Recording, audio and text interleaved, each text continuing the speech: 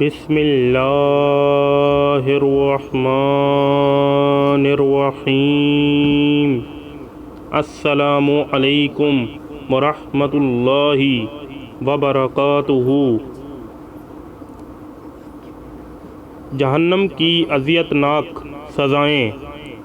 کیا آپ کو معلوم ہے کہ جہنم میں ایک سرد ترین وادی ہے جس کا نام زمہریر ہے؟ وہاں پر سردی کا عذاب ہوگا۔ زمہریر میں اتنی سردی ہوگی کہ جہنمی لوگ اللہ سے بھیک مانگیں گے کہ انہیں تھوڑی سی۔ کیا آپ کو معلوم ہے کہ جہنم میں ایک سرد ترین وادی بھی ہے جس کا نام زمہریر ہے؟ وہاں پر سردی کا عذاب ہوگا۔ زمہریر میں اتنی سردی ہوگی کہ جہنمی لوگ اللہ سے بھیک مانگیں گے کہ انہیں تھوڑی سی گرماہٹ مل جائے۔ اتنی شدید سردی کہ آپ کی جلد جلنے لگ پڑے۔ اس لیے رسول اللہ صلی اللہ علیہ وآلہ وسلم نے جہنم کے سخت اور سرد عذاب سے بھی پناہ مانگنے کا حکم فرمایا۔ جہنم کے سرد عذاب سے بچنے کی دعا: اللہم اجرنی من زمہریر جہنم۔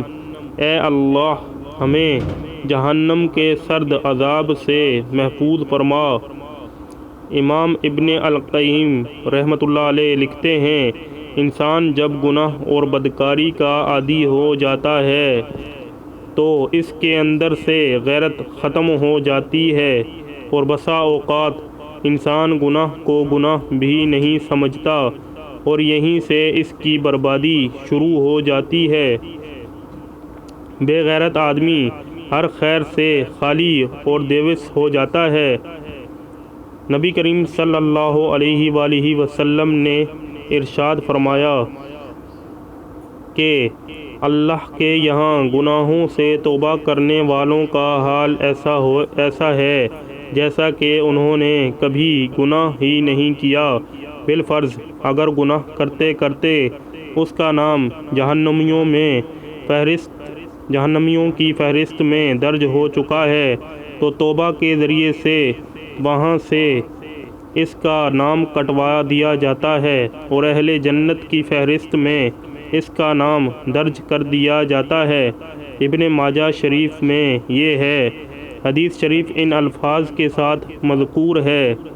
حضرت ابو عبیدہ اپنے والد حضرت عبداللہ بن مسعود رضی اللہ تعالی عنہ سے نقل کرتے ہیں کہ نبی کریم صلی اللہ علیہ وآلہ وسلم نے ارشاد فرمایا کہ گناہوں سے توبہ کرنے والا ایسا ہے کہ اس نے کبھی گناہ ہی نہیں کیا۔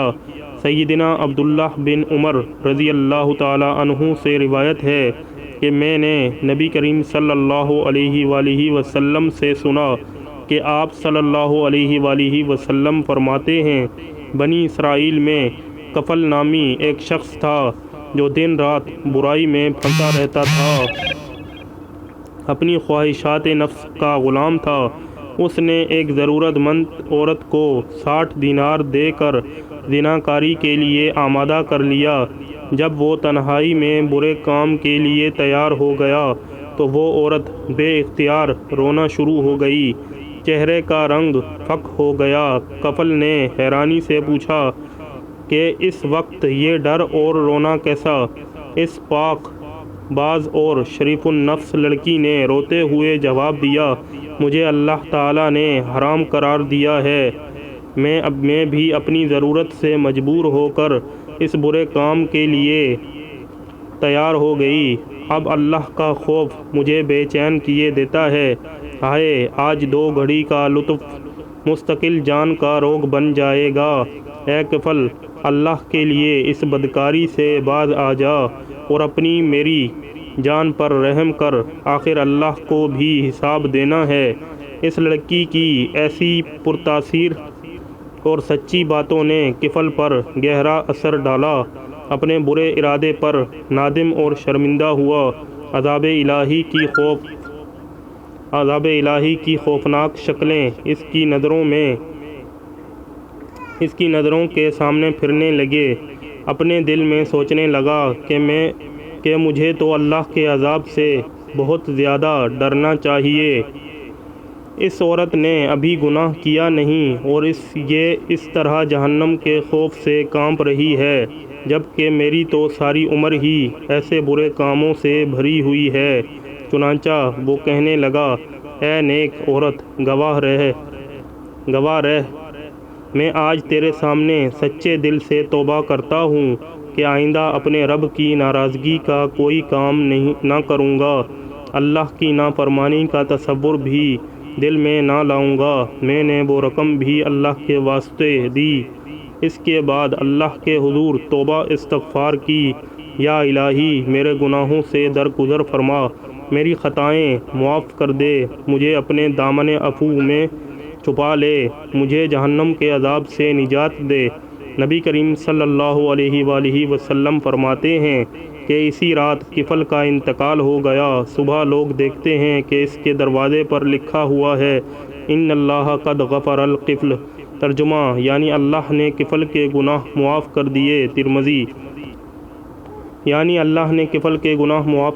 ترمذی۔ اس واقعے میں اس بے کس و مجبور عورت کا حال ملاحظہ فرمائیں، جس نے ابھی گناہ کیا نہیں مگر وہ بری طرح کانپ رہی ہے۔ یہ اللہ کی نافرمانی سے بچنا اور عذاب کا خوف محض اللہ تعالیٰ کے ڈر اور تقوی کی وجہ سے ہے، ارشاد ربانی ہے، اور جو اللہ سے ڈرتا ہے اس کے لیے مشکلات سے نکلنے کی راہ پیدا کر دیتا ہے۔ مذکورہ عورت گناہ سے بچنا چاہتی تھی، اللہ تعالیٰ نے اس کو نہ صرف اس گندے اور حرام کام سے نجات دی بلکہ اس کے حسن کردار کی وجہ سے کفل جیسے سیاہ اور گناہگار کو بھی اللہ تعالیٰ نے ہدایت نصیب فرمائی۔ اس کے علاوہ اس کی بخشش بھی قدرتی طور پر اعلان کر دیا گیا۔ تقویٰ انسان کو ایسے ہی جذبات و احساسات سے آگاہ کرتا ہے کہ وہ اللہ کی نافرمانی کی جرات نہیں کر سکتا۔ ایسے ہی لوگوں کے گناہ اللہ تعالیٰ معاف کر دیتا ہے اور ان کے لیے اجر عظیم کی خوشخبری ہے۔ دوستوں، امید کرتا ہوں کہ آپ کو ہماری یہ ویڈیو اچھی لگی ہوگی۔ اگر آپ کو ہماری یہ ویڈیو اچھی لگی ہے تو ہم آپ سے گزارش کرتے ہیں کہ ہمارے اس چینل اسلامک ٹی وی کو سبسکرائب کر کے بیل آئیکن کے بٹن کو پریس کر دیں اور اس ویڈیو کو لائک کر کے صدقہ جاریہ کی نیت سے زیادہ لوگوں کے ساتھ شیئر کر دیں۔ اللہ حافظ۔